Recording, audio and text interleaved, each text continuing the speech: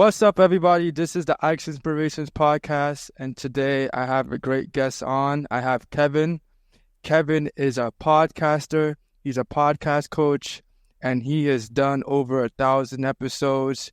He has over 1 million listens on his podcast, and he's generated over $1 million in revenue in his business. So I find Kevin to be an interesting man, and I would love to learn more about him. So Kevin, can you please do us the favor of introducing yourself to the audience and explaining your story and who you are? Absolutely. So first of all, thank you for having me, my friend. I appreciate it. I am excited to chat, and anytime I hear somebody wants to be inspirational, I want to be a part of it. So I appreciate you having me on.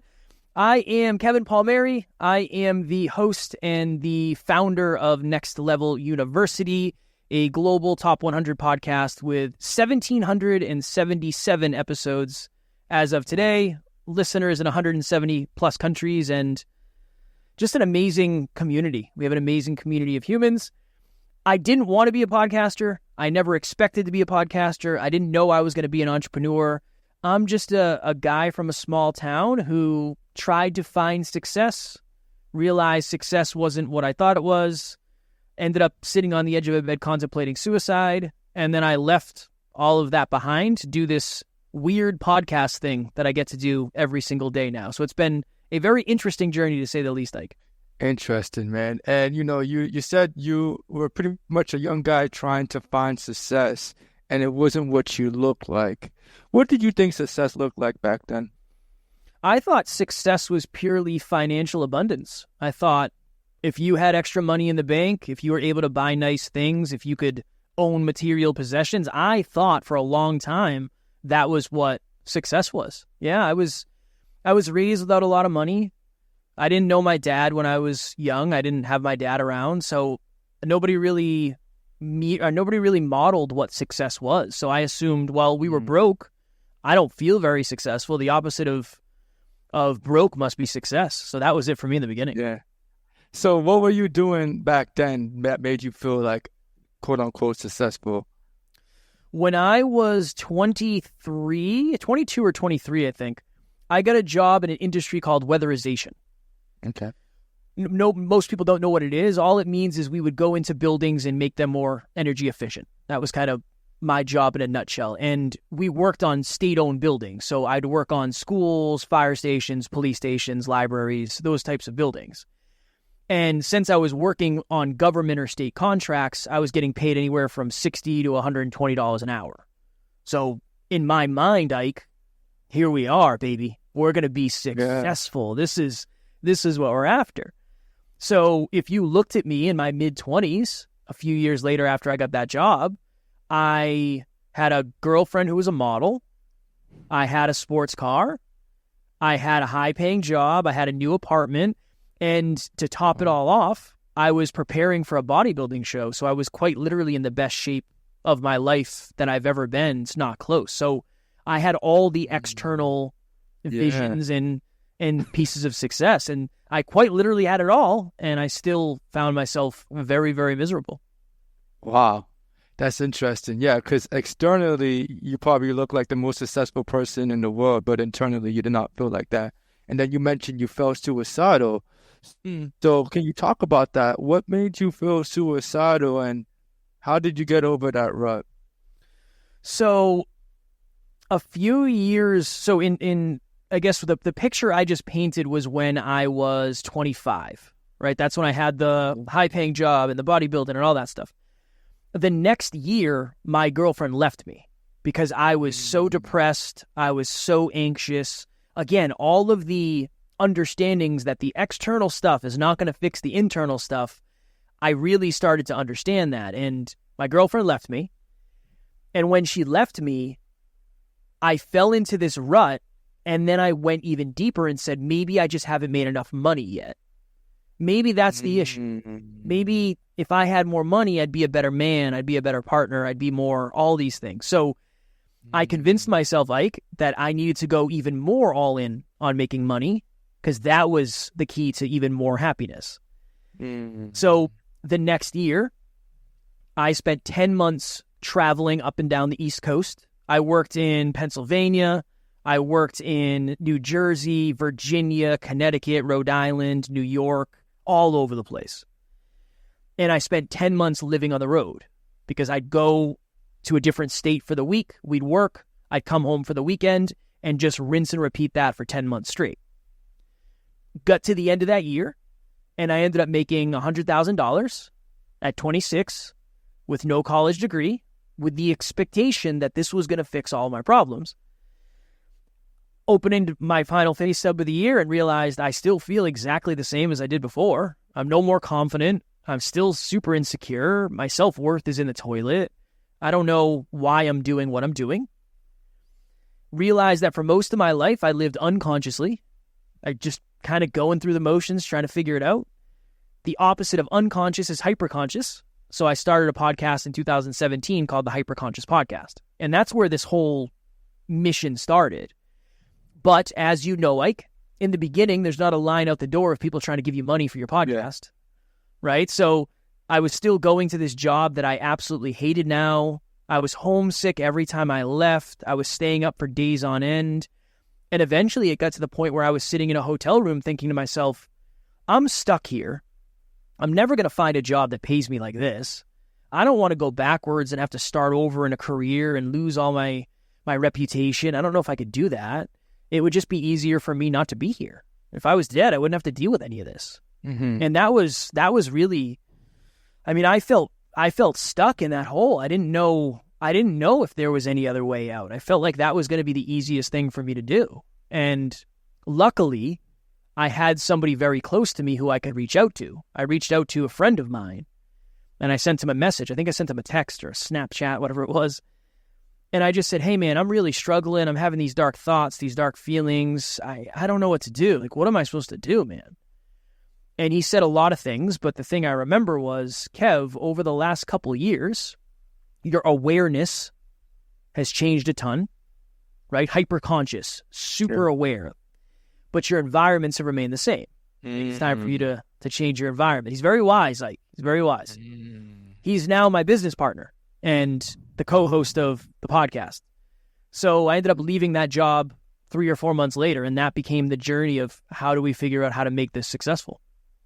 Yeah, that's awesome, man. You said a lot of things, man. It's interesting, man. You know, I like how you seem like you no longer attach your self-worth to your net worth, and I think it's just interesting. I feel like, unfortunately, like, you know, we're taught to learn that having money brings a lot of happiness, but I feel like once you start to get a lot of money in however fashion you do, you really start to realize it doesn't bring you that much happiness. Hence why I try to do other creative endeavors outside of what brings me money, which is pharmacy. I'm a pharmacist, and so, you know, the podcast brings me fulfillment. The podcast brings me a lot more happiness. And it seems like as you've gotten older, you became a lot more self-aware of what you like and what you don't like. Mm-hmm. So my question to you is, how did you become so self-aware of what you need to do, and why is self-awareness so important to you?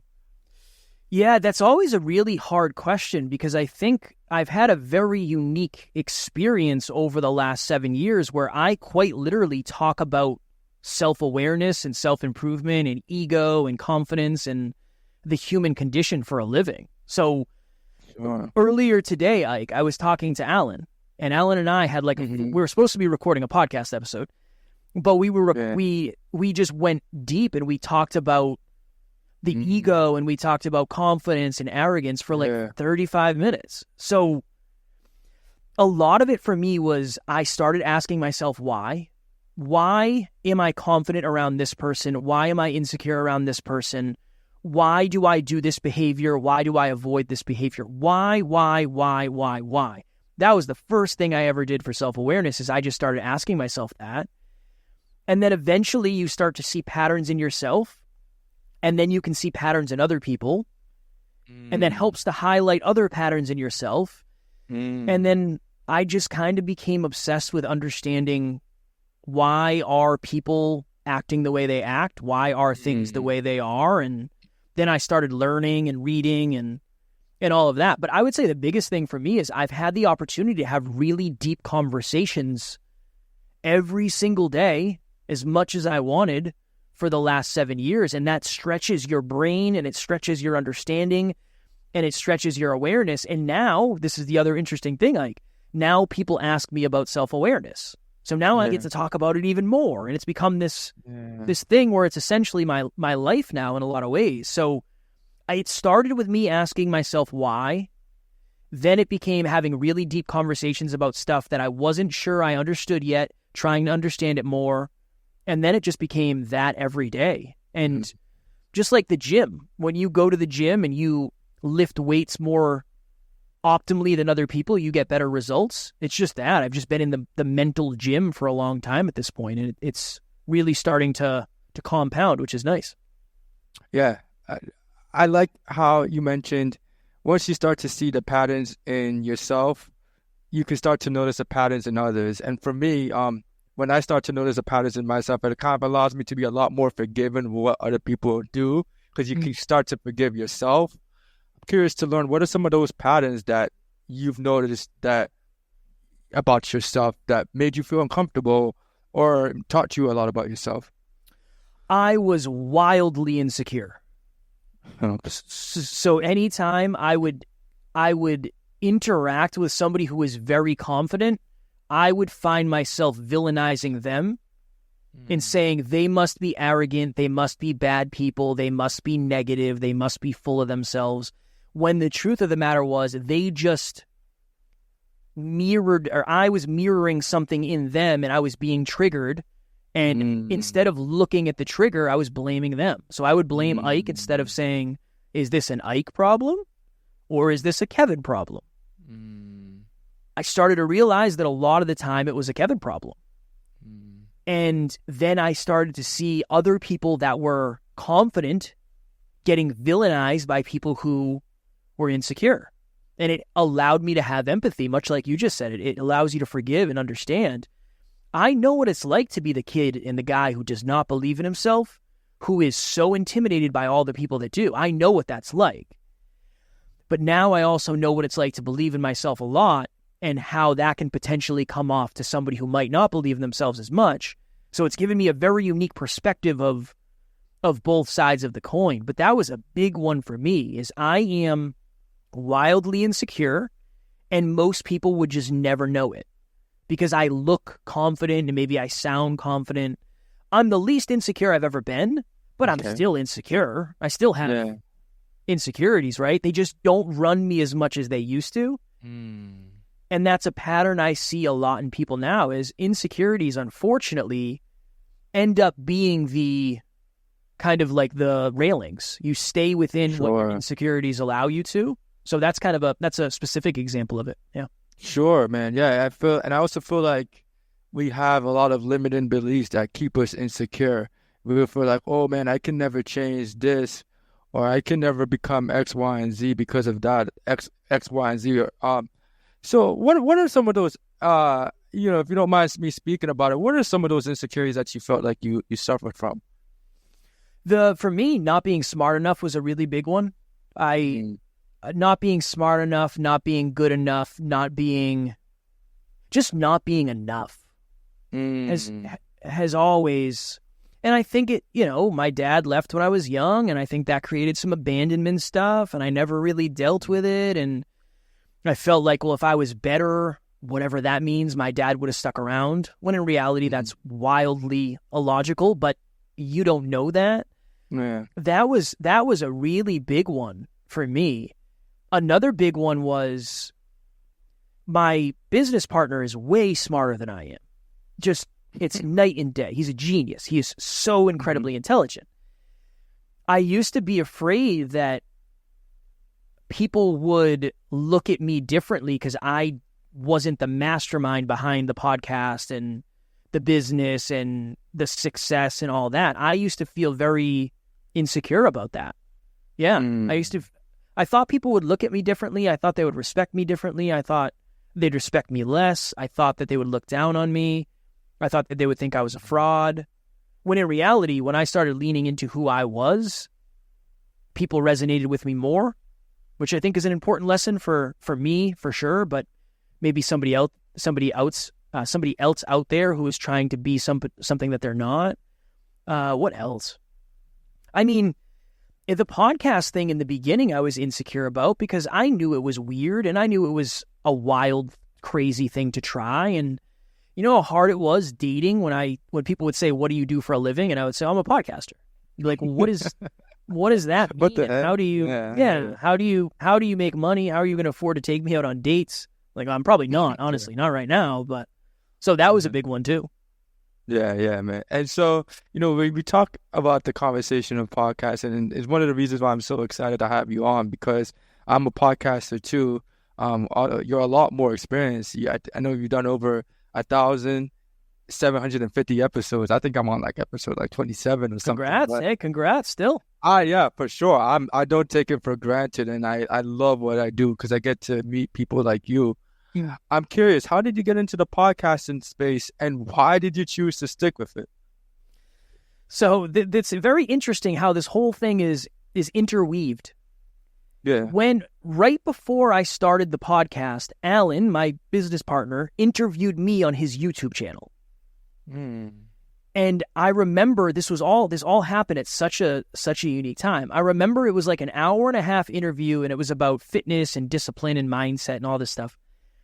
And we got to the end of it, and I said to my friend, I said, imagine if you could do that for a living. That 1.5 hours went by in what felt like 5 minutes. If I could do that for a living, my goodness, my life would be amazing. And he said, well, there's people out there that do. And I was listening to Joe Rogan at the time, so I understood podcasting a little bit. So it was that. It was the thought of, I really enjoyed that. That was really cool. I had just realized that this whole making a boatload of money thing wasn't going to fix all my problems, so I didn't want to do my job as much as I did previously. So that all happened in a very unique time. And I went on Fiverr. I went on YouTube. I learned how to do audio editing. Somebody helped me make some artwork. I figured out what kind of mic to get. I still have it. I still have like the original, very similar to you. What do you use? The Samson Q2U, I believe. Yeah. This is a very similar one, the Audio Technica. So I bought the mic, I bought the mixer, and then I was like, all right, cool. Let me see what I can do. Let me start recording episodes. And honestly, the reason I never stopped, there's two. One, I have a partner in this, so it's way easier to show up to the gym when there's someone waiting for you, right? So sure. I have a business partner. When he doesn't want to show up, I help. When I don't want to show up, he helps. So that's super important. But I've always had a deep belief that if I could just survive long enough to make this sustainable, it would be worth it.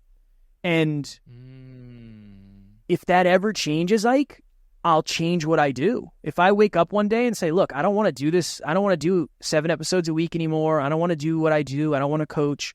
Then I'll make a different decision. But I still believe it will be worth it to grind out 7 episodes a week. Go ahead. And you know what's crazy, man? I have the same belief, man. And I really want to hone in on that, because right now I'm not making any money from this, although that would be nice. I'm not even getting that many views, but something internally in my intuition tells me that doing this consistently and sustainably would drastically change the course of my life and improve it. And I've been able, and I've already seen it. My ability to communicate, my ability to meet people socially. We're always going to be talking to people. Now I feel so much more confident. I feel so much more at ease when I speak to people, and I'm starting to recognize the benefits in podcasting myself.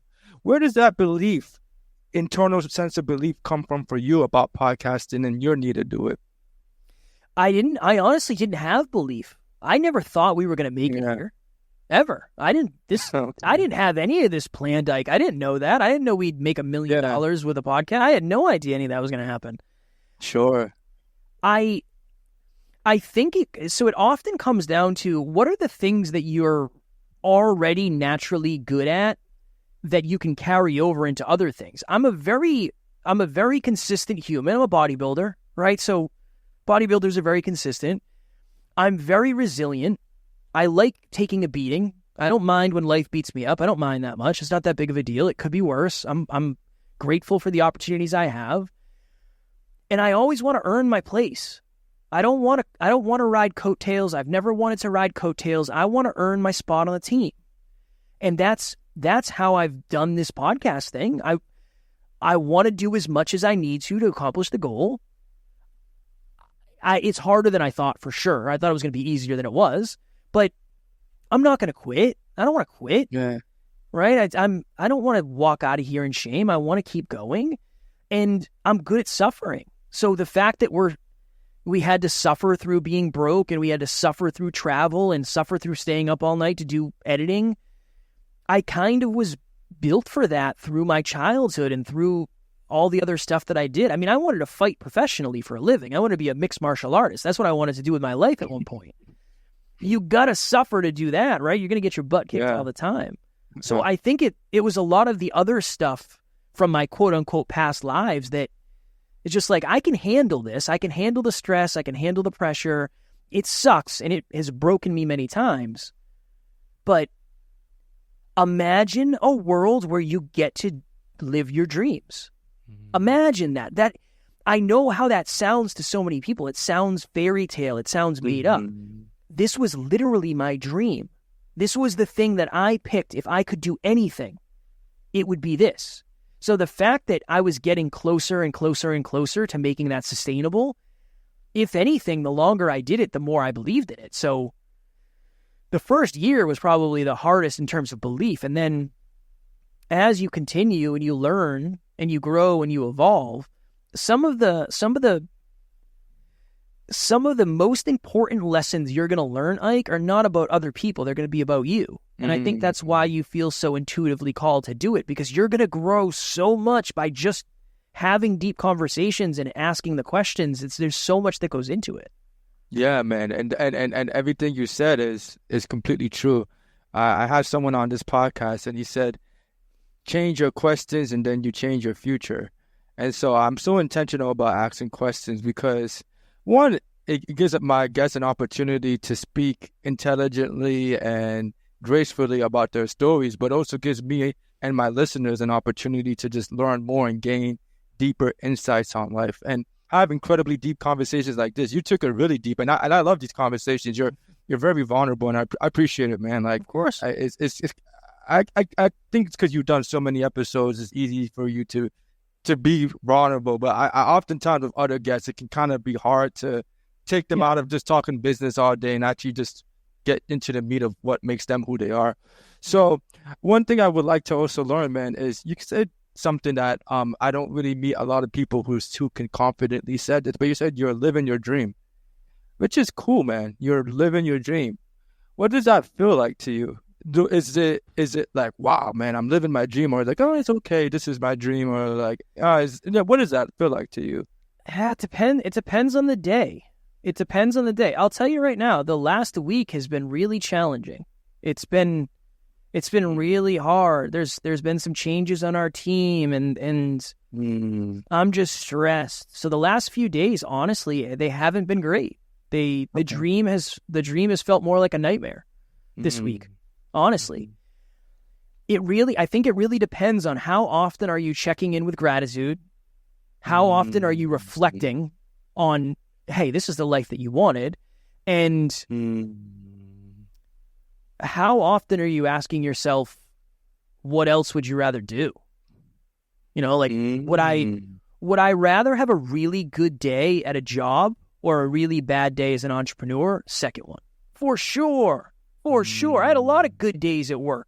I probably had more good days at work than I had bad days, but I didn't want to do that. So, man, it's very hard to explain. It's a pressure that I never really understood. The amount of pressure that comes with being an entrepreneur, and when there's other people's livelihood at stake and you're the one where the buck stops, that's a lot of pressure. I wasn't prepared for that. I didn't know that was what it was like.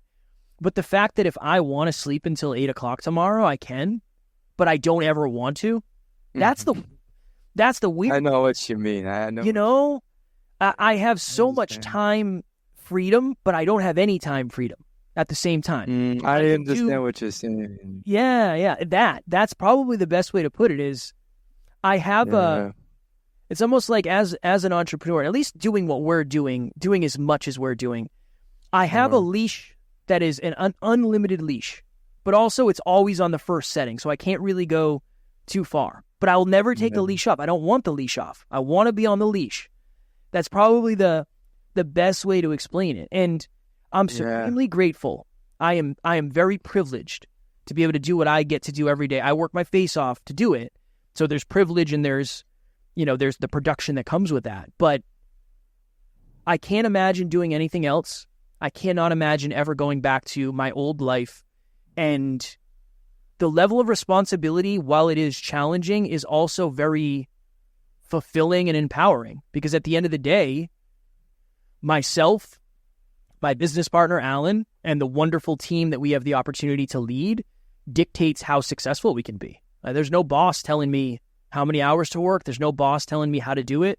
It's up to us. And that's very empowering. But obviously, there's a lot of pressure that comes with that too. Yeah. There's a quote that says, "Don't let your ambition rob you of your present blessings." And I feel like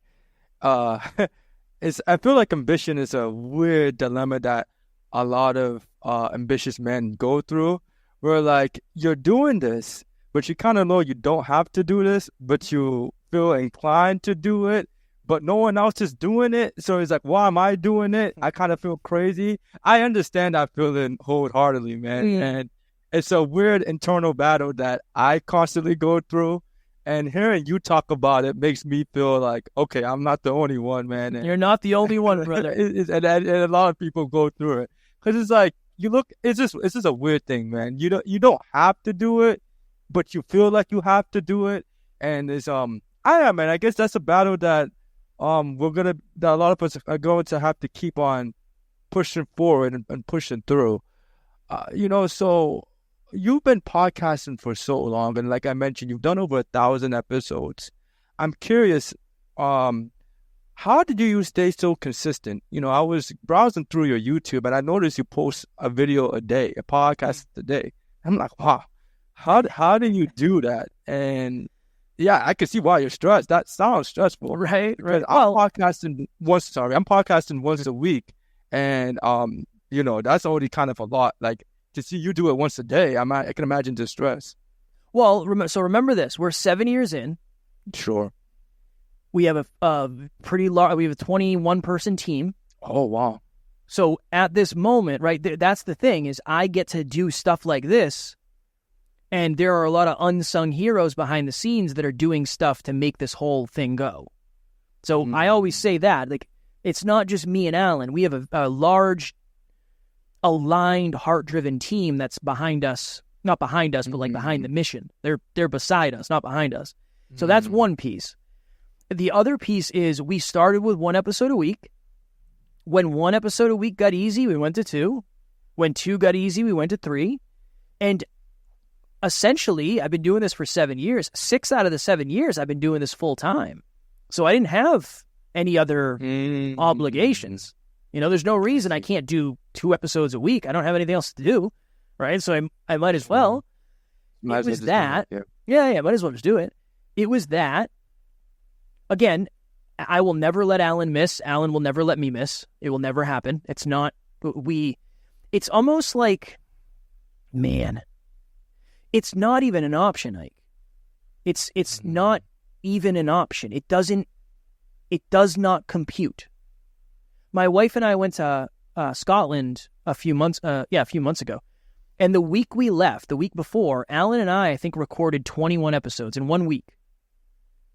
Because that's what we had to do to make sure we didn't miss. It wasn't an option. I don't care if it sucks. It doesn't matter. That is what we must do in order to accomplish the mission. And it's just, I know I'd be upset if I stopped. I'm just going to stop at 1,700. It's like, we've made it far enough. Let's just stop. No way. I think when you do something consistently enough, it's harder to stop than it is to keep going, because you have so much momentum. And now, and I do not mean this in an arrogant sense, it's not that hard to do 7 episodes a week. If we were just doing 7 episodes a week, it would be very, very easy, because we've stretched ourselves. But now we do 7 episodes a week, and I coach dozens of people and travel and speak and all that. Interesting. And as I hear you speak, everything that you speak, I'm thinking about the image of bodybuilding, where like, you work out consistently. And I'm guessing you mentioned you came from a bodybuilding background, and I can see why that allows you to be so consistent, because it's kind of like, you're benching 100 pounds, and when you first start off, like benching that much might feel hard, but then as you grow and you grow stronger, you slowly, gradually progress to 150 to 200, and before you know it, like that's not even that hard to you. Yep. And it sounds like you kind of been able to do that with podcasting. You mentioned that you keep mentioning Alan, which he seems like a great business partner. And you mentioned you have a team of 21 people, which is interesting to me because I only have a team of 2, me and my virtual assistant. And I'm just kind of curious to learn, like, why is your team so big? Like, what are they doing? What does your team look like? Like, why do you have such a big team for a podcast?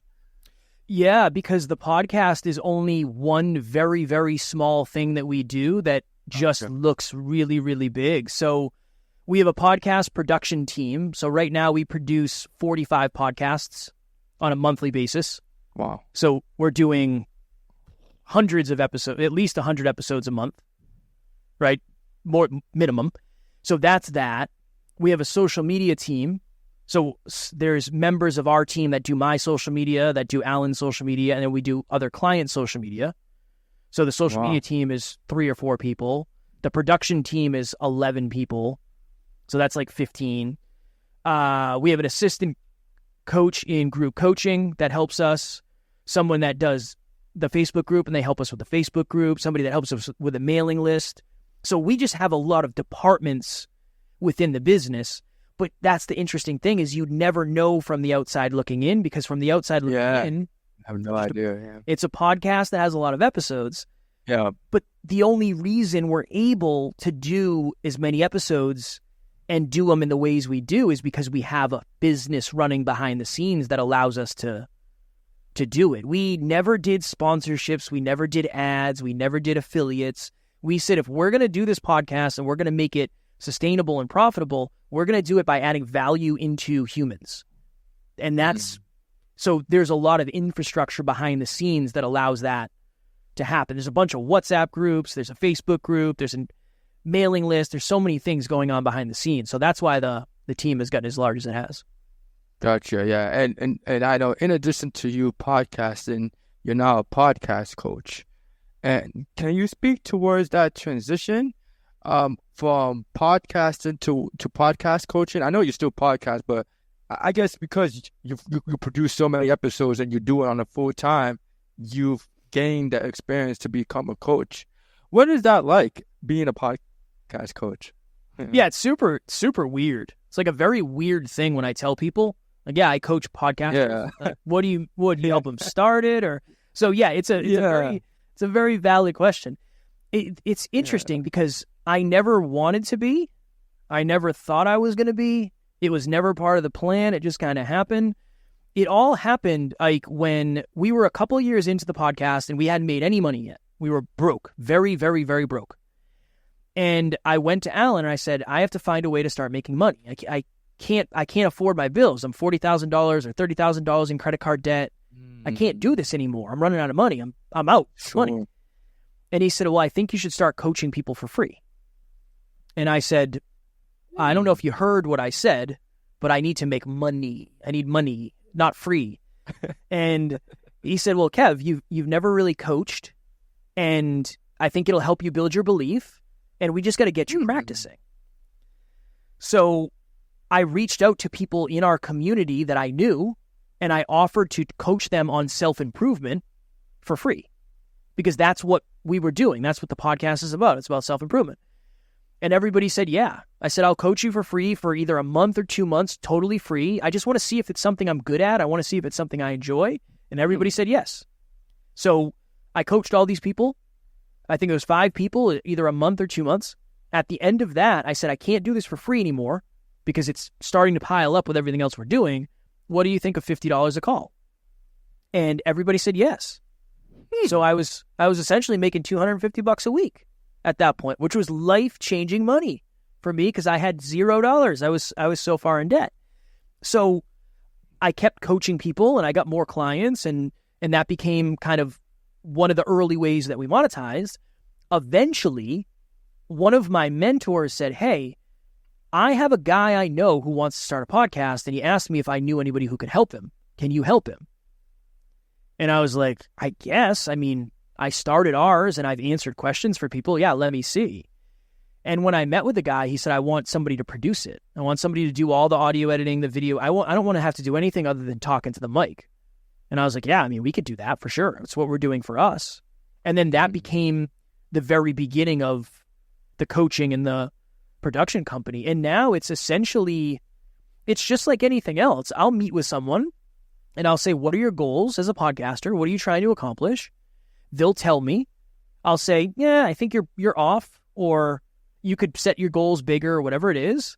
And then ultimately I help them strategize, whether it's being a better speaker, being a better interviewer, being a better communicator, how to actually make money, sales, turning it into a business, getting guests, getting on other shows. It's ultimately, what are all the things that we had to do in order to get here? And how do I help you avoid the pitfalls, not all of them, but some of the pitfalls that we fell into? But this is the hard part of it, Ike, and this is why it's so hard to answer. A lot of it depends on how much effort the person's willing to put in. Some people start a podcast because it's sexy, and they expect that the podcast is going to do the growth for them, and it's not. Yeah. So it really depends. It really depends on what the person is looking for, and ultimately, the least sexy answer of all time, how much work are they willing to put in? If you're trying to grow your show, I shouldn't be working more than you. You should be working as much as I am, because I'm still trying to grow ours. So there's no reason somebody is going to get to the level that we have without putting a relatively similar amount of work in. And I always try to stress that to clients. Yeah. Man, you're lucky to have a wise man like Alan. He sounds like every time you bring up a conversation with him, he gives you great pieces of advice. Always, like always. And so you became a coach, and that's such an interesting transition, because similar to you in my life, I find myself like transitioning to different things. I went to freelance medical writing, to I'm a pharmacist, then I'm a real estate investor, then I DJ. And I've noticed like a pattern in my life is I kind of like to try different things and see what works for me. I'm a podcaster, I'm a YouTuber, and I have fun doing all of these things. Well, I'm in the beginner stage. I'm learning once you start to put yourself in different buckets. You know, in the beginning, there's a certain amount of imposter syndrome, and you talk about being a coach. You know, did you have to go through imposter syndrome to become a coach, or start to make you feel like, hey, what gives me the ability to charge people, or how did you gain that confidence? You know, I still deal with imposter syndrome. I still, to this day, it comes up when I get speaking engagements in front of large audiences, or I get opportunities that I don't feel like I'm capable of. I still deal with it. One of the things that helped me the most was when one of my deepest fears actually came true. Mm-hmm. So I was doing mindset coaching at the time. I wasn't doing podcast coaching yet. And somebody reached out to me on Instagram, and they said, hey, I saw that you're a mindset coach. And they said, I don't mean any negativity or malice by this, but what gives you the right and the expertise to be able to coach other people on mindset? And that was my deepest fear. Like, somebody's going to find out I don't know anything. That's what imposter syndrome is. Somebody's going to find out I know less. I know less than I show off. Yeah. And I sat with it, because initially I was terrified. I was like, oh my goodness, I'm found out. What am I going to do? But I sat with it, and then I crafted a response. And I said, I appreciate the question very much. Something along the lines of this. At this point, I've done 200 probably episodes of a self-improvement podcast. I've read, I don't know how many books at that point. I've read dozens of books on self-improvement. I've interviewed some very, very successful people in the self-improvement space. I've spoken a ton about self-improvement. I've turned my life around. I've gone from somebody who was suicidal to now somebody who's quite literally living their dreams, but I wasn't making any money, so it wasn't necessarily sustainable. Yeah. And I would classify myself as somebody who has a really, really strong mindset and knows a lot about what I'm talking about. That's why I'm certified to coach. And the person said something along the lines of, oh, awesome, thank you so much for the answer, man. I was just wondering. It's like, okay. But when I put all of that into paper and onto paper and into the world, I looked at all the reasons why I was actually capable of doing what I was doing. And it helped me believe in that. And when I have moments like that, when I'll talk to someone who's super successful, a millionaire who wants to start a podcast, but this is always the thought process. Oftentimes, we get to a place where you forget how much you know and you forget what it was like to be a beginner. If you haven't taught someone how to ride a bike, it's probably hard to remember how hard it was for you to ride a bike in the beginning, but now you do it like nothing. Yeah. It's just, you forget. I forget what it was like to not know how to make this microphone work. You know, it happens all the time. I'll log on as a guest and I'll help someone diagnose why their sound doesn't work. So it's like, you get into the flow and you do it for long enough, and then you just start to have more proof. That's all it really is. You just have enough proof, actually.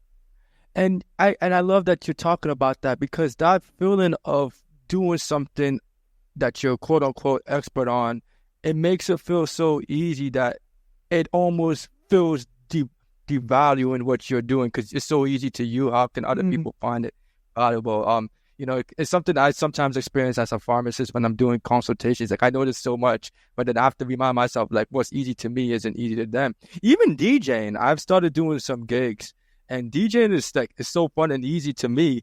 And like, people come to me, they're like, yo, bro, how did you do this and that? And in my head, I'm like, bro, this is like the simplest thing of all time. Yeah. But I guess after doing it a couple of times, and playing music and picking the music, people, what might look easy to you is hard to others. And I think it was Naval Ravikant who said that's what you want to do with your life. You want to do something that seems hard to others, but is actually easy to you, and that allows you to kind of make money and give value to others. You know, so yeah.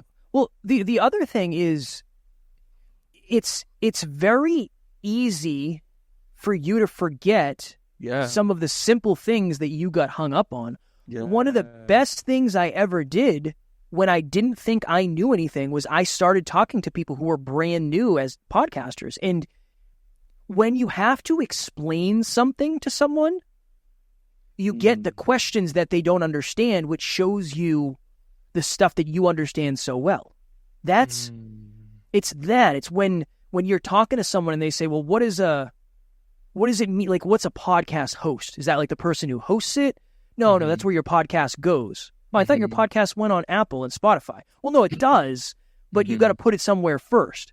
Well, how does it get out to everything else? And you can see how me talking about a podcast host, I just got 5 questions that I assumed somebody might know, but I didn't know those in the beginning, and now I'm reminded of it. Now I can keep that top of mind. So the questions you get from people are a really good representation of what they do not yet understand about what you do. Yeah, very interesting, man. I'm glad you're sharing this, because sometimes I suffer from this too, and I have to constantly remind myself that just because it comes so easy to me doesn't mean that it comes easy to others, and that's where your value lies. You know, and realizing that is powerful. It's a form of self-love and truly valuing who you are. So, but no, I'm curious to also learn, what value do you provide to people in your coaching role? Like, you know, how do you help podcasters, and what are some stories that you have that, like, you know, maybe took them to the next level or helped them grow in a unique way? Yeah, it's really, I help raise their awareness. I help them be more consistent and take action. And then we're there for accountability. It's the same as any other. It's the same as any other coach. When you go to a personal trainer, they show you exercises maybe you haven't done. They help you do them. And then they make sure that you come back the next week for your session. And that's how you get results. It's really awareness, action, and accountability. Those are really the 3 things. Man, what's a good example? It starts as small as talking to someone and them thinking that they don't have a message or a mission or a purpose or a story worth telling, and just getting them to continue the podcast. That sometimes that's like my favorite thing to do. I'll consult with someone and I'll say, what's going on? Like, why'd you want to work together? Why'd you want to get on this call? And they'll just say like, I feel stuck and I feel like this isn't working and all this stuff. And sometimes those are the best calls because I just say, well, number one, you're further along than you think you are. Just so you know, I know you don't think you're doing anything, but your numbers are higher than many people's, just so you know. And then we tap into, well, what would have to happen for this to actually feel successful? Well, I'd really wish I'd get some emails from my audience. Oh, that's what you're expecting? Well, that's harder than you think. You're not doing anything wrong necessarily. This is what I would do in order to make that happen. So that's an example of a small one. We have one of our clients, we met her at an event in like 2018 maybe. And she reached out after and said, hey, I want to start a podcast. And she started a podcast. She got, I don't know, maybe 250 episodes in. She ended up leaving her full-time thing and selling her business. And now she's a full-time podcaster who does one-on-one coaching and group coaching and does retreats and speaking engagements. And I'm sure she's learned more about herself than, again, almost anything else. But I think now she's 360 some odd episodes in and she's been with us for the whole time. So it's allowed her to spend time as a podcaster learning and growing about the art and connecting with people and making connections and growing the business. But I was there to help her with the awareness along the way. And anytime she ever struggled, she reached out and I said, what's going on? And it was really that. I'd like to get this person on. What do you think I should do? Sometimes the answer is, I don't think they're going to come on. The show's not there yet. We're not big enough. Other times I help somebody craft the email and this is the email I would send. So it really depends. It's very personal. Sure. I'm not a one-size-fits-all podcast coach. If you come to me and say, Kev, I want to do what you do, I'd say, okay, buckle up, right? We got 5 years. We got 5 years at least ahead of us. I'm not I will 10x your listens overnight. Sure. It's not real. That's not real. So that's not how we do it. Yeah. Man, dude, yeah. What you said and that story of how your client was able to quit to do podcasting full-time is awesome and beautiful. You mentioned that she probably learned a lot about herself.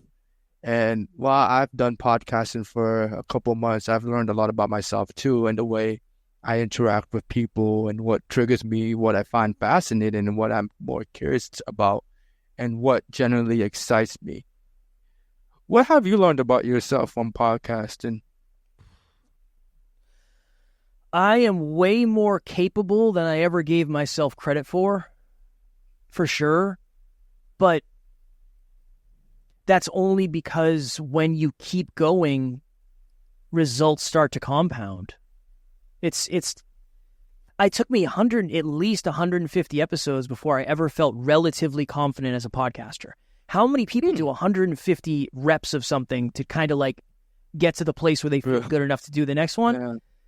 Yeah. I learned that I think it took me a lot longer than maybe other people to get confidence in this. And even today, I don't know. I don't know if I'm as confident as I should be. I don't know. I'm pretty confident and I've done this a lot, but I still have doubts and I still have limiting beliefs. So that's still something I deal with. Yeah. The other thing is 5 years is a long time. I mean, 7 years since I started, but even if we just go back 5, a lot can change in 5 years. 5 years ago, right? Like we weren't making any money. We didn't have any team. I couldn't afford Christmas presents for my wife, my girlfriend at the time. 5 years. So much can change. And so much is going to change. But it's up to you to the direction and the scope of which the change occurs. And that is, it's wild to look back. And the stuff that you're doing today, this is what I would tell myself. This is the lesson I learned. Sure. The stuff that you're doing today, you might not see a payoff for another 5 years. Yeah.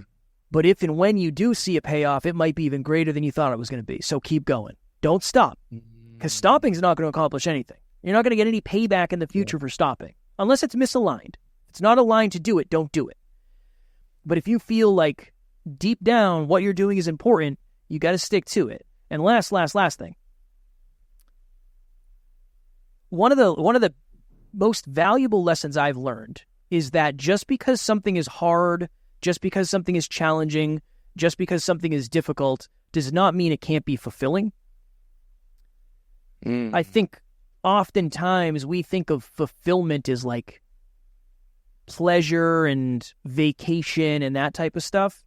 Some of the most fulfilling days I have are the longest days that are the most tiring because I feel like I'm making the most progress and I'm achieving growth towards something, towards a greater version of myself, towards goals that we'll never actually really accomplish. It's fulfilling to say I left it all out there today and I feel like I impacted people and I did something in the world. That's super, super fulfilling.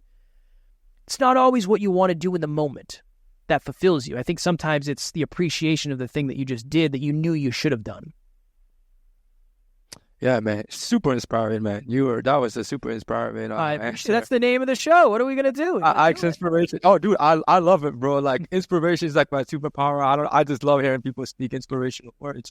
And they said the art of delayed, everything you were speaking of reminded me of delayed gratification. Yeah. And pretty much, constantly working for your better future. And I liked how, as you were speaking, you're pretty much talking to yourself, which I thought was interesting and very powerful, but I think it's warranted. Sometimes you have to give yourself advice and be your own biggest supporter to keep pushing forward, which I love to hear. So I'm curious to learn, because you do so many different things. You podcast, you're a coach, you even help other people produce podcasts, which I didn't know until this conversation. What is your purpose? And do you know your purpose, and how does someone find their purpose? I believe now more than ever that my purpose is to be the person that I needed when I was at my lowest point. I think I never really resonated with a lot of the self-improvement people that I followed because I could tell that they weren't like me. I could tell that they believed in themselves so much that a lot of what they were doing didn't scare them that much. And that never resonated with me. Some of the worst advice I ever heard was just believe in yourself more. Like, thank you. I'm trying. I've been trying my whole life. Like, you're going to tell me what to do. And I know it means well, but just don't care what other people think. That's not really constructive advice unless someone knows how to achieve that. And even that is that what we're aspiring to? I care what my wife thinks. Yeah. You're telling me I shouldn't care what my wife thinks? Of course I want to care what my wife thinks. So that advice just never worked for me. So I want to my purpose is to be the person that I needed. It's to be able to be resonated with by people that really need to hear the message. Yeah. Not I'm so intimidating and I'm so unattainable that you could never be like me. I'm a regular dude who works really hard. I'm nothing special. Yeah, man. And it's very interesting, man, because essentially your purpose, what gives you fulfillment, is ultimately came from your biggest problem, which was at the time being suicidal, incredibly insecure. So it's like, should we be grateful for our biggest issues? I sometimes, because I'll be frank with you. I have sickle cell disease, and when I was young, I used to be in the hospital a lot. I had near-death experiences. I had pneumonia, and I've almost died as a result of having sickle cell disease. But it's weird now. I have a YouTube channel and I make YouTube content for people with sickle cell because I understand how painful it is to go through the crisis and live with the disease. And now that gives me incredible purpose. And so, just like you were able to derive your purpose from your pain, so was I too. And it's kind of like, so does that mean we should be grateful for our pain? Like, I don't know. It's a weird thing. It kind of made you who you are, Yeah. Yeah. I think a lot of people's purposes come from their deepest pain. I do. Yeah. Does it suck when you're going through it? Absolutely. Absolutely. Yeah. Right. So if you're going through it right now, I'm not telling you to enjoy it. Yeah. What I am saying is when you get on the other side of it, you might feel like you have ways to help other people cope with or avoid or deal with the struggles that you had. So I think a lot of people's purpose comes from their pain. I think that's one place you can find your purpose. This is what I would say. I think a lot of people know their purpose. Their purpose is to help a certain thing, people, person, place, idea, thing, whatever, it accomplish a certain goal in a certain way. Really, that's what it is, right? I want to help people become more aware so they can control their futures. Simple. That's the purpose. The vehicle is how you deploy it in the world. I think the vehicle, Ike, is where a lot of people get stuck because everybody wants, not everybody, but a lot of people want to do a podcast about self-improvement like you, like me. Yeah. But then when the rubber hits the road, they say, I can never make money off that. That can't be, it's not sustainable. It's not a sustainable vehicle. I think a lot of us are more closely connected to our purpose than we realize. But when the vehicle comes in, it's not realistic. Well, it's not realistic for you to have a YouTube channel that's going to help people with sickle cell. No, I mean, somebody can give you money for that. No, I don't know anyone else who does it too. Yeah. So I think that's where a lot of us get stuck. And here's the reframe. You don't know anybody else who does it. Good. That means that's something that people need that's not out there yet. And maybe that's your thing, right? I don't know any other self-improvement podcasts that are hosted by two guys who are super vulnerable and cry all the time on the podcast, who are focused on life, love, health, and wealth. I don't know anybody else doing that. Cool, we'll do it. And the reason I don't know anybody else who's doing it is that nobody has had the same exact problems at the same exact time in the same exact way as I have. Just like nobody has had the same exact problems at the same exact time in the same exact way as Ike has. Nobody has. So theoretically, your purpose, if it does come from your pain, is going to be the most unique purpose in the world because it's unique to you. And the vehicle with which you deploy it is where I think a lot of us get stuck. Yeah, dude, that is such a interesting answer because I completely agree with you. I feel like intuitively everyone kind of knows what we need to do deep down in our hearts, but we ignore it because it's not making us enough money or we don't see anyone else do it. And by human condition, we're kind of nature to this. We're conditioned to do what everyone else is doing. So if we don't see any examples of it, it's kind of like, that can't be done. You know, and then the question is like, well, how can I do that? And I also think another thing that makes it so difficult is there's so many vehicles now to do what you want. You can podcast, you can be an influencer. Like, there's like 1,000 vehicles to do something. And the question is like, which one do I choose? And how do I know if that vehicle is for me? You know, so I completely agree, man. And I guess, you know, one of the things I would also want to just learn from you too, Kevin, is, you know, you've been doing this for almost 7 years, and you got so much going for you. What's your ultimate goal? Like, what do you envision from all the hard work you do, and what do you hope to accomplish one day? This is always a hard one for me because I know how, if I heard this when I was at the beginning of the podcast journey, I would have thought I was full of crap, but I'm going to be courageous and throw it out there. And the ultimate long-term goal is to have the most impactful self-improvement company on the planet. That is what we're playing for. That's why we do things the way we do them. That's why we do an episode every single day. And we're never going to stop. That's why we try to get better every single day. Like, that is the ultimate goal, is to impact more people than anybody else possibly could. What? So that's the goal. That's that awesome goal. I appreciate it.